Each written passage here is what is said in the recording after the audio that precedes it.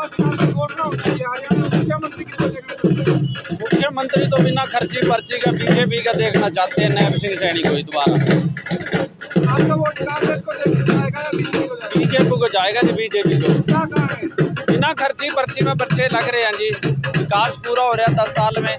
जब हुड्डा राज था उसके अंदर तो बिना पैसे तो कोई काम ही नहीं हुआ था, कोई पूछा ही नहीं था कहाँ पे। अब तो सारे काम ऐसे हो रहे, किसानों को उठा लो, बिजली का उठा लो, बहुत बढ़िया। अभी किसानों के लिए घोषणा हुई है 2000 रुपये पर एकड़, इससे और भी खुशी हुई है। हाँ हाँ, वो आएगी क्यों नहीं, बिना खर्ची पर्ची के लगे हैं बच्चे। बहुत गरीब आदमियों के, जिनको कोई जानता ही नहीं था MLA MP, उनके बच्चे लगे हैं। कौन कहता है बिना लगे नहीं है, सब लगे हैं। मेरा नाम जय बुगान है जी। विधानसभा चुनाव की घोषणा हो चुकी है, किसको मुख्यमंत्री देखना चाहते हैं? हम तो भाई भूपेंद्र हुड्डा को, ये तो देख लिए तो साल में करा था नहीं कुछ भी।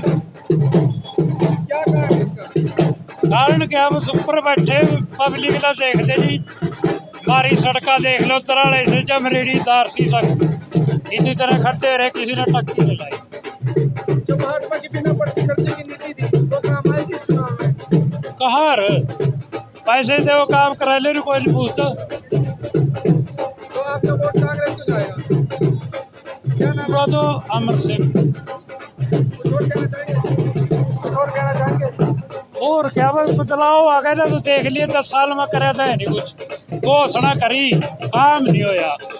ऊपर लेना पता नहीं, अभी नीचे वाले कर रहे कि नहीं कर रहे। पहले राजकुमार सैनी था MP, पिछा 5 साल यू रहा नायब सैनी।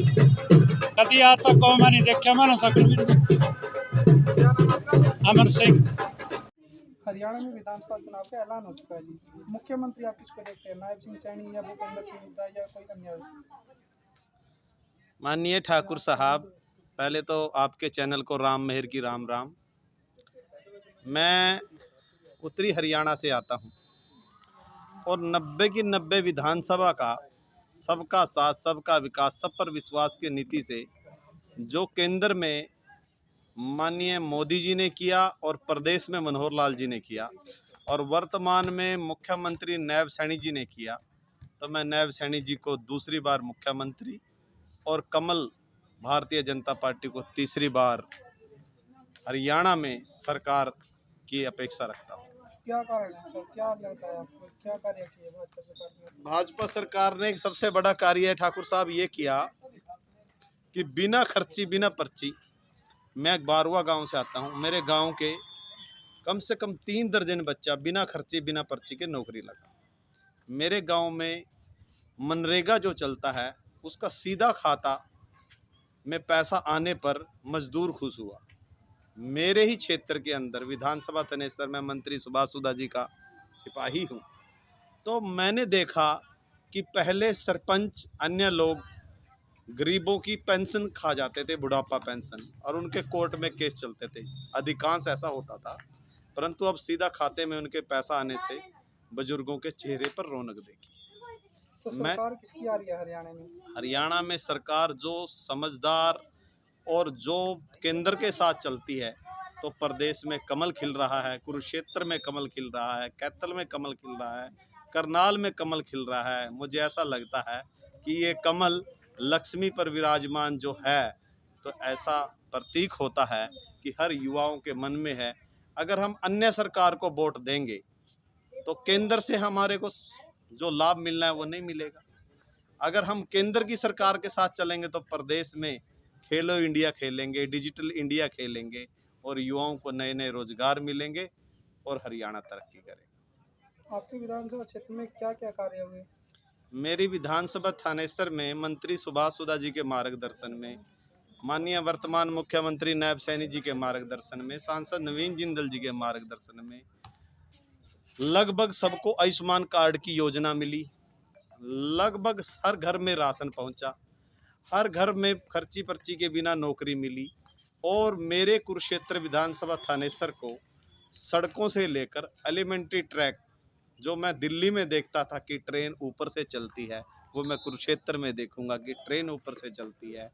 जो मैं आयुर्वेद को हरिद्वार में पतंजलि में देखता था, वो आज मैं आयुर्वेद विश्वविद्यालय कुरुक्षेत्र विधानसभा थानेसर में देखूंगा।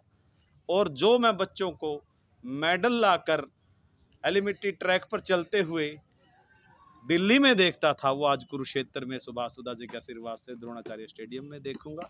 ये सारे कार्य मेरे विधानसभा थानेसर में मंत्री सुभाष सुधा जी के मार्गदर्शन में हो रहे हैं, और जिन कामों पर रोक लगी हुई है आचार संहिता के बाद, वो जल्द पूरा करवाएंगे और वो दूसरी बार मंत्री और तीसरी बार विधायक बनकर आएंगे। हाँ जी, हरियाणा में मुख्यमंत्री किसको देखना चाहते हैं जी? भूपेंद्र सिंह भूपेंद्र हुड्डा या नायब सैनी? भूपेंद्र हुड्डा। नायब सैनी जी ने भी नहीं, कभी नायब सैनी ना, देखो अभी जो वो वादे करने लग रहा ना, जो घोषणा करने लग रहा, ये सारी बिल्कुल झूठी है। 4 सहायता लग गई है, ये सिर्फ वोट के मारे ना वो कर रहे हैं, घोषणा कर रहे हैं। अच्छा जी। तो अब तो कोई काम ही नहीं हो सकता। या घोषणा करनी थी 4 महीने पहले कर देंदा, 2 महीने पहले कर देंदे, नहीं, जिस टाइम से नायब सैनी मुख्यमंत्री बने उसी टाइम से वो या तो उसी टाइम से कर देंदा, उसी टाइम से कर देंदे। या मुख्यमंत्री बनाना तो 4 महीने पहले बना देंदा। खट्टर तो कदी का टार रखा था ना, पहले करा उससे पहले वो कर देंदे ना, मुख्यमंत्री बना देंदे। तो सरकार किसकी देख रहे हैं आप? सरकार तो हम कांग्रेस की देख रहे हैं। अब की बार बदलाव चाहिए, बदलाव करेंगे, अब की बार बदलाव होना चाहिए। क्या नाम है आपका? गुरदेव सिंह।